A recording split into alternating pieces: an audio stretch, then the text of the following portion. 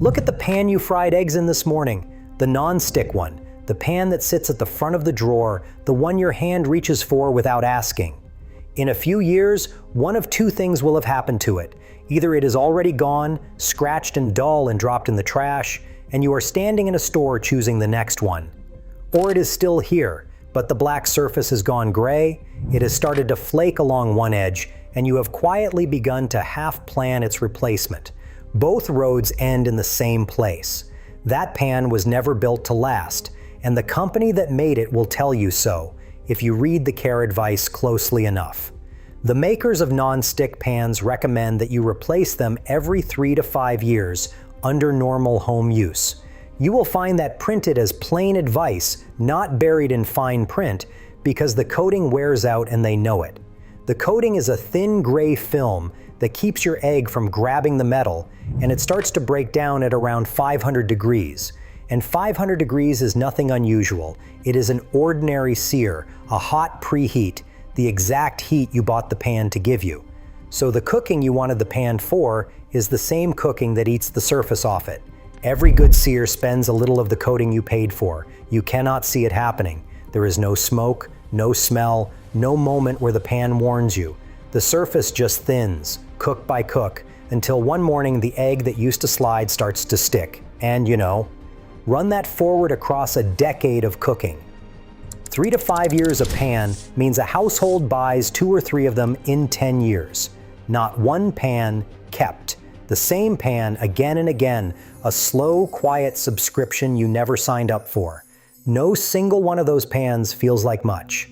$30 here, $40 there, every few years, tucked in between the groceries. None of it costs much on any single day. And that is exactly how it gets you. That is a pan with an expiration date. It is built in on purpose, a point past which the pan stops working and you are meant to go and buy another. Now set it beside a different pan, one bare iron pan, cast in the old Japanese way that you buy a single time for about $109. One time. The foundry that makes it says it's iron, cared for properly, lasts over 100 years. Put the two side by side and the math stops being close. On one side, 2 or 3 coated pans every decade, on and on for the rest of your cooking life. On the other, one pan once that outlives the person who bought it. Here is the part that sounds wrong. That iron pan is sold with no coating at all, on purpose, and it is the only pan I know of that gets better with age. A non-stick pan is at its best the day you unwrap it, and it goes downhill from there.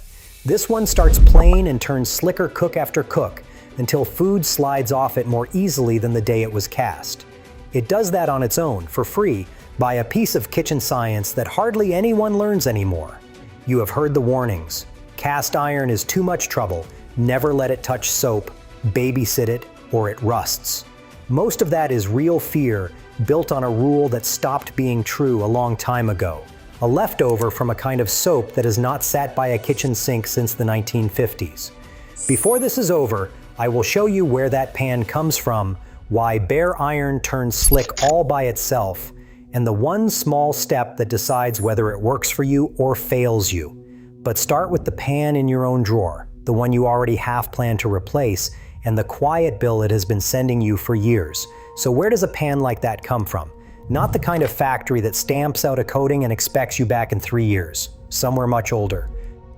Go to the north of Japan's main island to Iwate Prefecture, a cold, mountainous corner known for one thing above all others: iron. The craft is called Nambu Tekki, which means the ironware of the old Nambu domain, and it is Iwate's defining trade. It grew up in 2 towns. In Mizusawa, in the south of the prefecture, people have been casting iron for about 900 years. 900. Long before the first European ever set foot in Japan, someone in that town was already pouring molten iron into a mold and knocking a finished pot out of the sand. The other center, Morioka, is younger, and it started on purpose.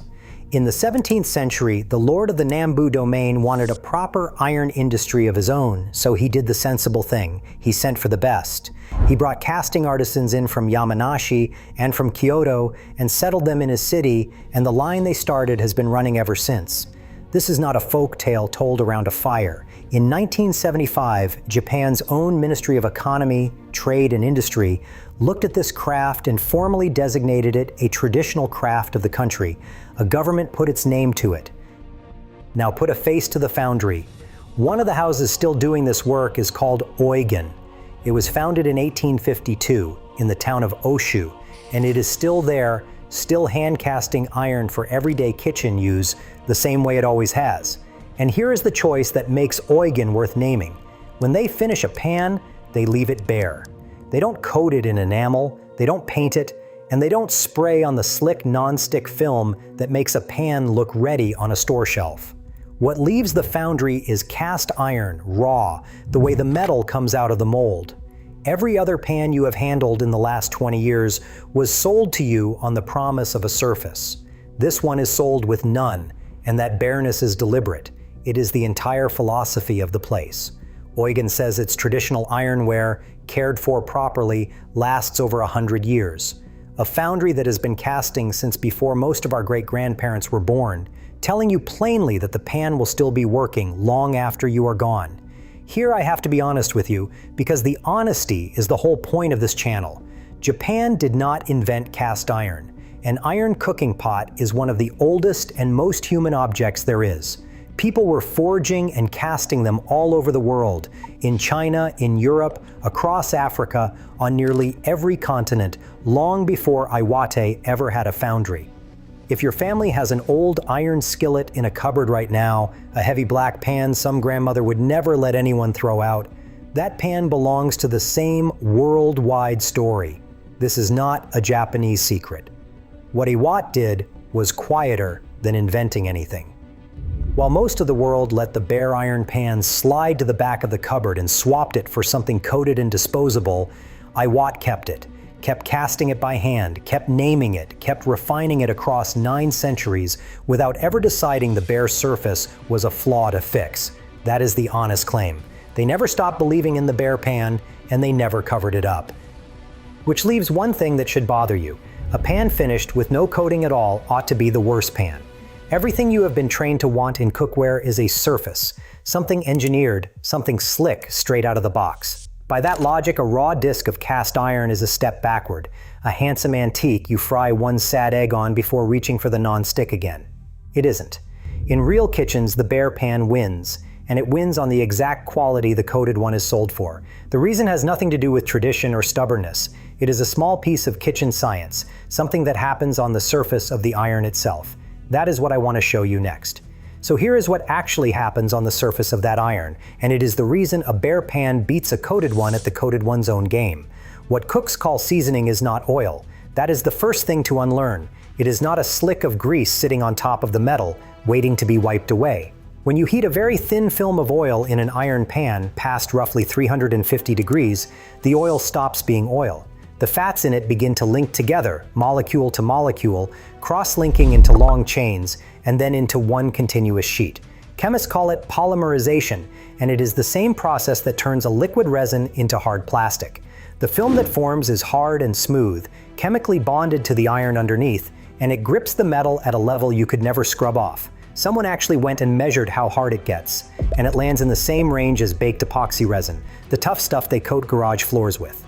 Sit with that for a second, because it changes the whole story. The bare pan is not going without a non-stick surface. It is growing one. Out of nothing but a trace of oil and the heat you were already using to cook, the iron builds its own coating, smooth and slick and bonded for keeps, and it does it for free. Now hold that next to the pan in your cupboard.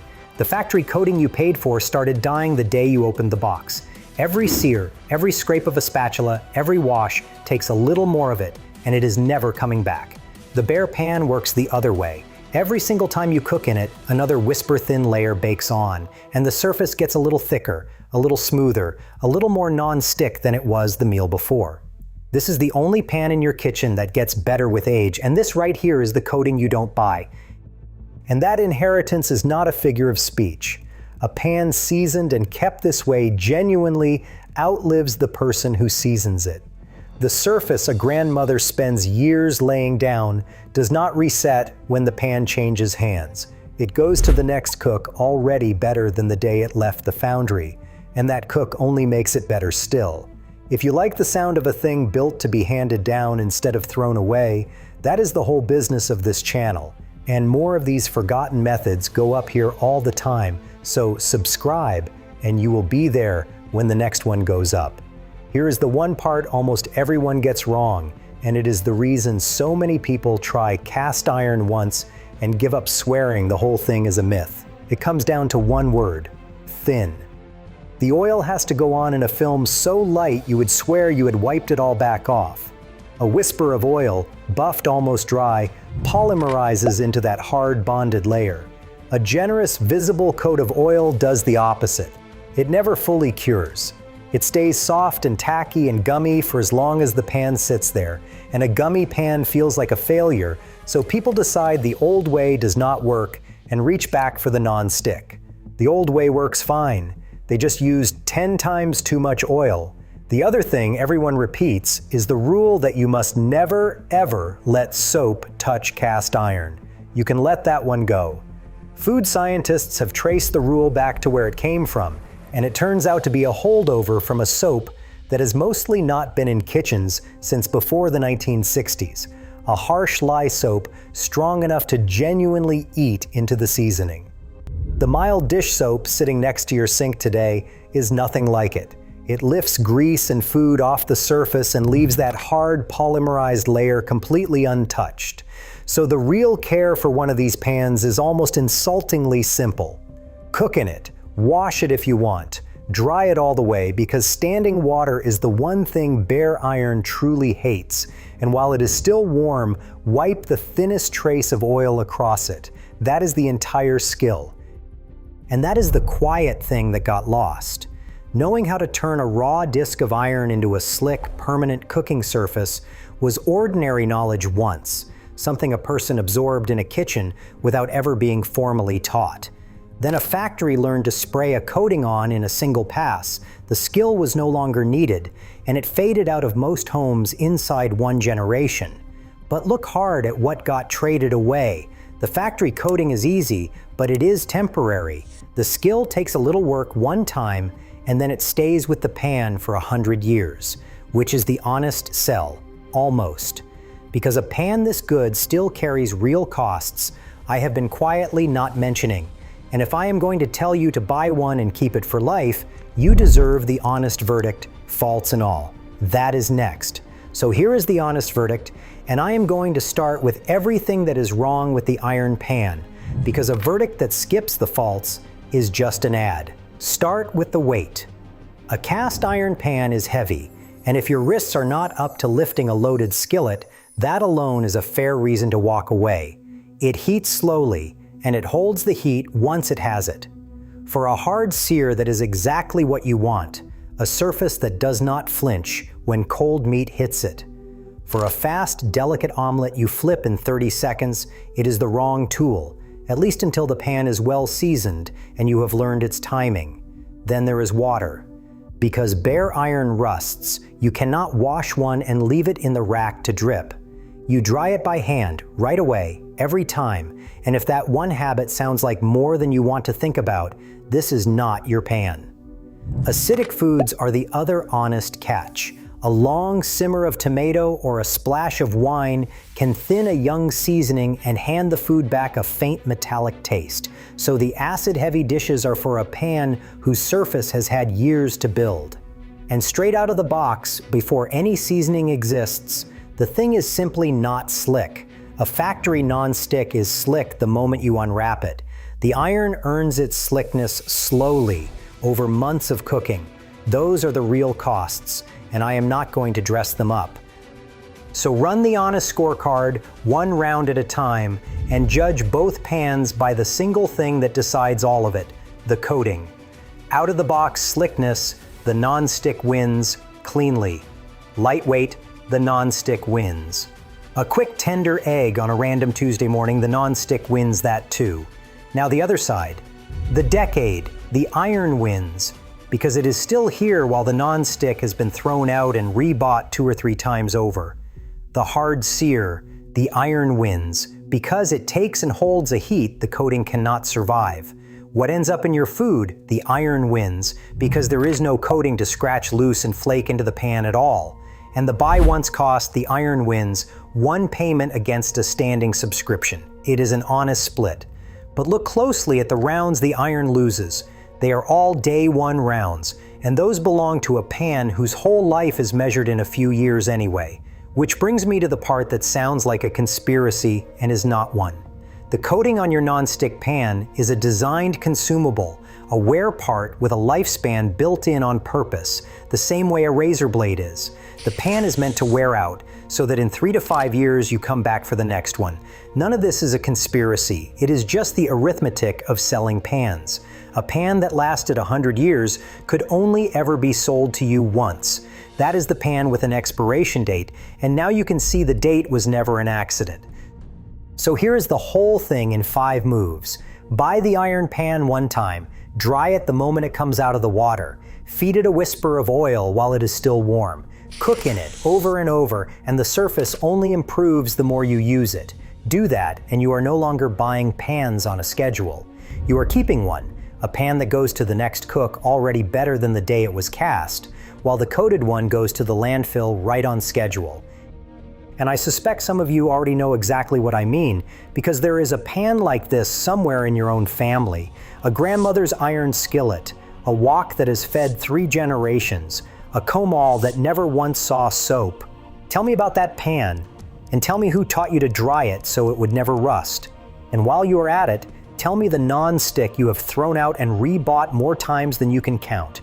Because that is the whole story in 2 pans, the one you replace on a schedule and the one you hand down.